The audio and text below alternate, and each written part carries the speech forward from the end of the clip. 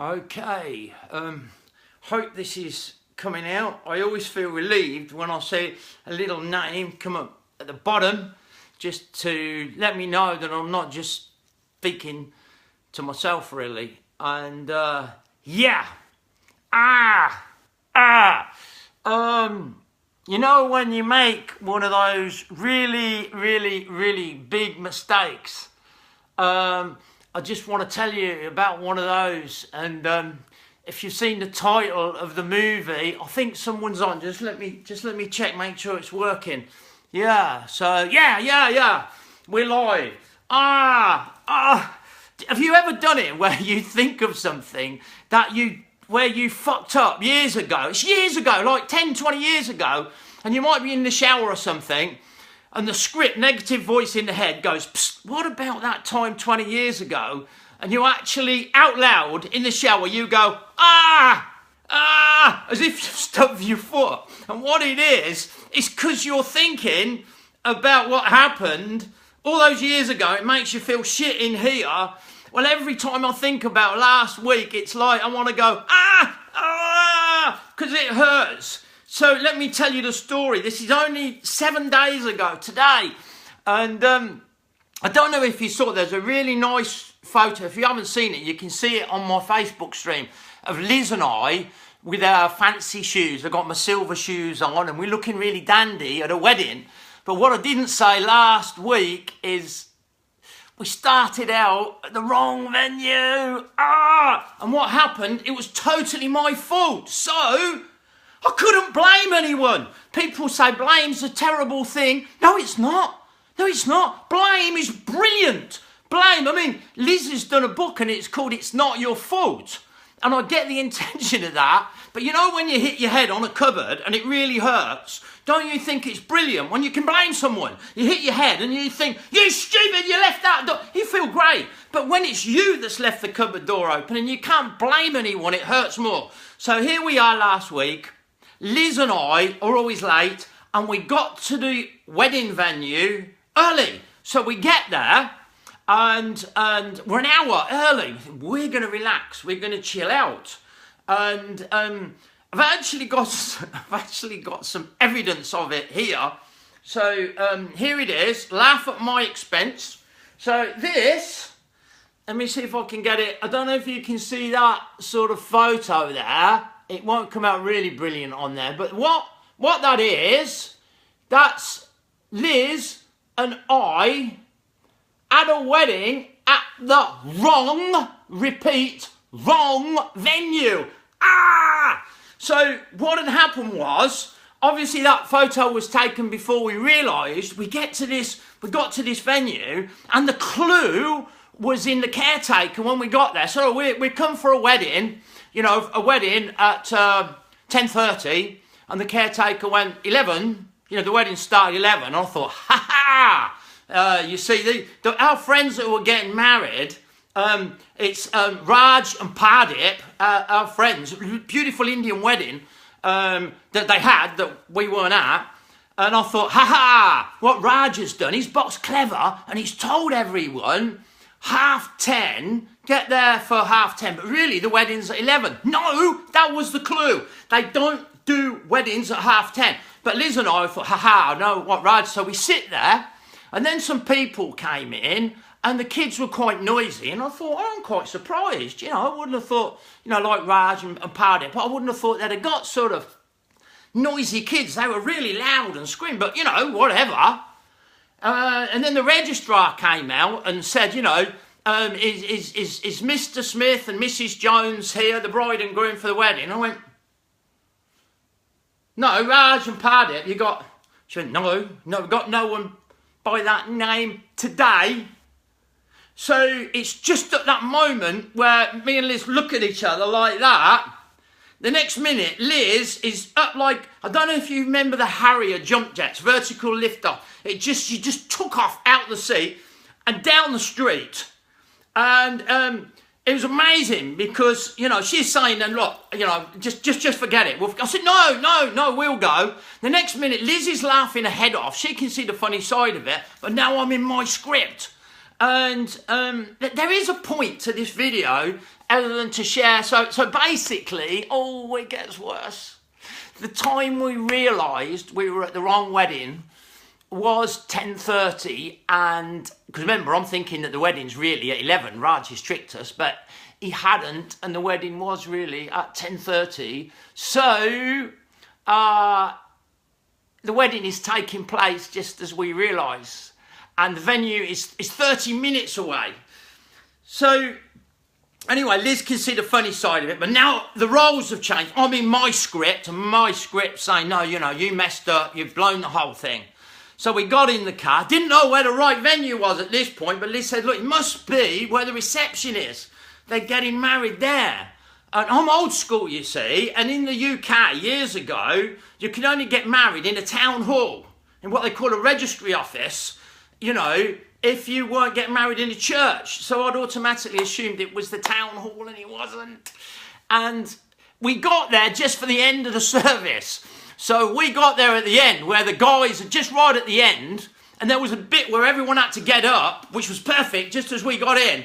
So the guys happened to look our way, the bride and groom, Raj and Powder. So I'm going, hey, like, make sure they can really see that we're there. We got there for the service, but of course it was right at the end. So what's the moral of this story? Why am I sharing this great big fuck up that I made? And it's this: I'm always fucking up. I'm always making mistakes like that. I'm always getting people's names wrong. I forget on stage. I forget where I'm at. Can you imagine that? Right in the middle of I'll say, where was I? I don't know. So I'll talk about something else, and I'm on stage, and everyone's looking at me, and I can't get dementia. Did you know that? I can't get it because I was born with it. I was in the lowest class all the way through school. I can't remember information. I look in the mirror in the morning and I think, know the face. I know the face. It begins with R, doesn't it? That's about where I'm at. I can't remember anything. So that's why when I say live, it really is live, because I can't remember anything. It's just what's coming out. But here's the moral of this story, guys, because you see, what your script will say in your head is you're not ready yet.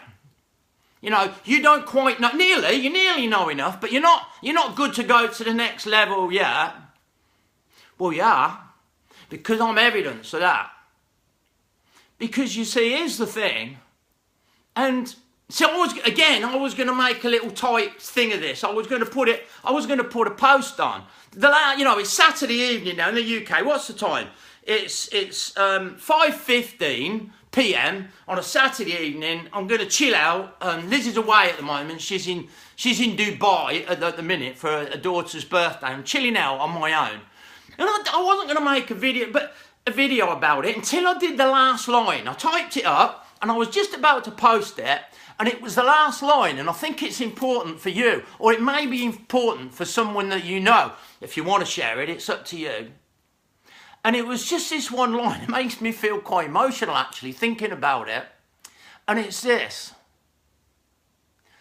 I fuck up, but I don't give up. I fuck up, but I don't give up. And that may seem like a small thing. It's massive. Because the voice in her head says, well, you're messing up. You don't know enough to move to the next level. And I thought, do you know what? I mess up with so many things. I get so many things wrong. Ask Liz, she'll tell you. Ask people that know me.